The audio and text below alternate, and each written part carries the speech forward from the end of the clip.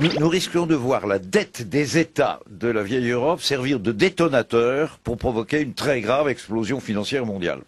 Pourquoi? Parce qu'il y a un excès d'endettement des États. Or, pendant ce qu'on appelait les 30 glorieuses, les belles années de croissance d'un capitalisme assez régulé qui marchait en plein emploi et qui connaissait une croissance rapide et qui ne connaissait jamais de crise financière.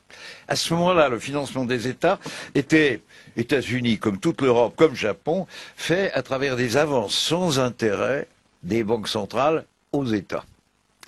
La doctrine d'un monsieur Milton Friedman, la doctrine monétariste, qui a révolutionné tout le monde et qui le met dans l'état de drame où il est maintenant. C'est une doctrine assassine, on a mis trop longtemps à s'en apercevoir.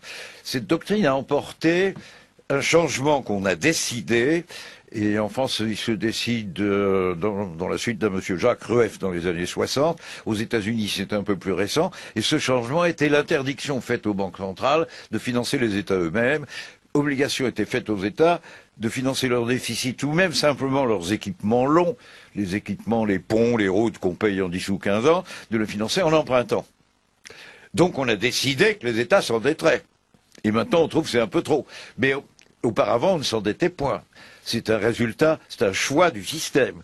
Et ce choix du système en cumulatif nous met maintenant devant une crise épouvantable.